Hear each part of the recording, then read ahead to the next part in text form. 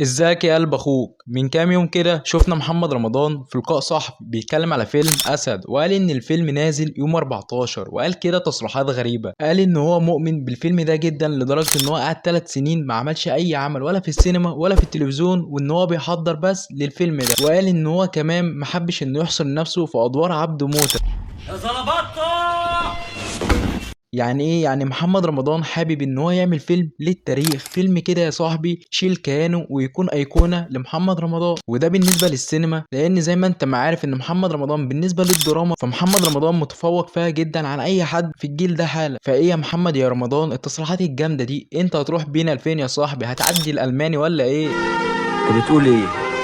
اخد الفلوس اللي هو كان بعتها شهيد وخلع. وانت كنت فين؟ وانا لسه خارج من الفيلم حالا، فقررت ان انا اعمل فيديو. ومن بداية الفيديو يا صاحبي، فيلم اسد فيلم ملحمة سينمائية ضخم. الفيلم عدى كل توقعاتي، انا رايح ادخل فيلم مصري لقيت نفسي داخل فيلم عالمي. ودور اسد لمحمد رمضان هو من افضل ادوار محمد رمضان، ان لم يكن الدور الافضل لمحمد رمضان في حياته او الاوحد. وصعب ان هو يظهر حد جنبيه، وده بالنسبة للسينما مش التلفزيون، لان زي ما احنا عارفين ان محمد رمضان في التلفزيون دايما بيسيب مساحة لزملائه، وبنشوف فكرة العمل الجماعي زي مسلسل جعفر العمدة والبرنس. وشابوه لمحمد دياب ان هو مش ورا قاعدة العمل الجماعي، مش البطل الاوحد، لان في فيلم اسد مباراة جماعية، عمل جماعي. محمد دياب مدي لكل واحد مساحة في الفيلم، ومع ذلك محمد رمضان هو الافضل، لكن بموهبته وبفكرة العمل الجماعي مش البطل الاوحد. وتاني حاجة حابب اشكر فيها محمد دياب الاهتمام بالمتعة البصرية.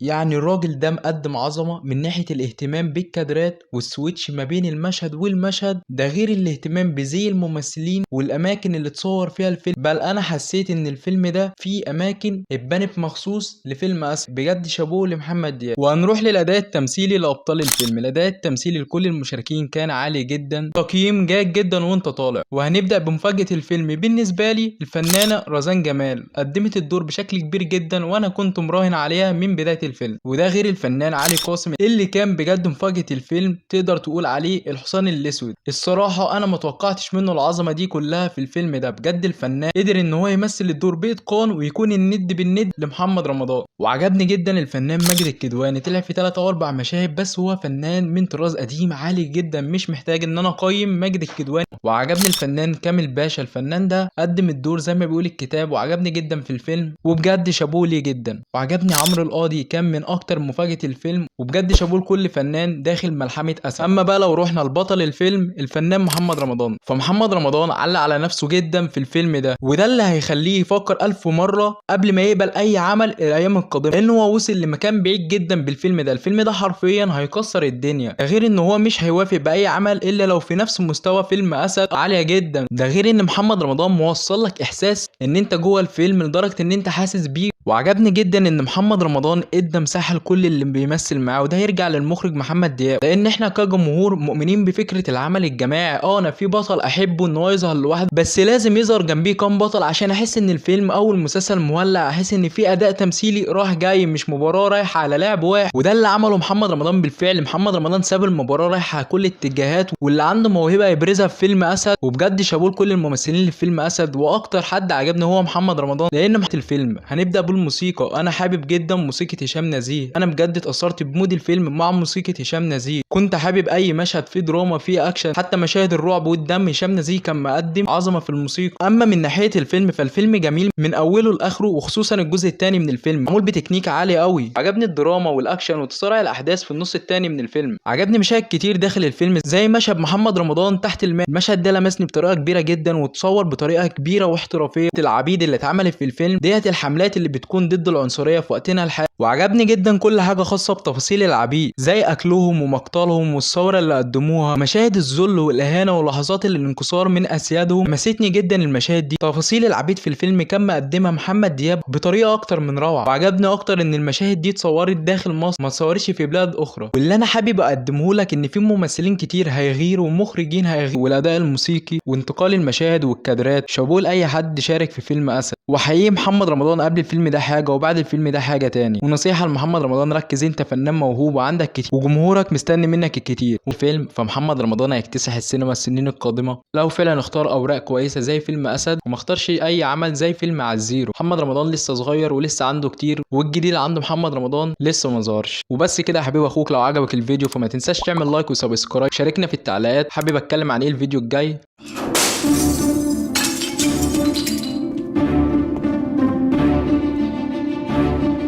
ايه انتوا فاكرين انكم مش هتشوفوني التاني؟ انا صحيت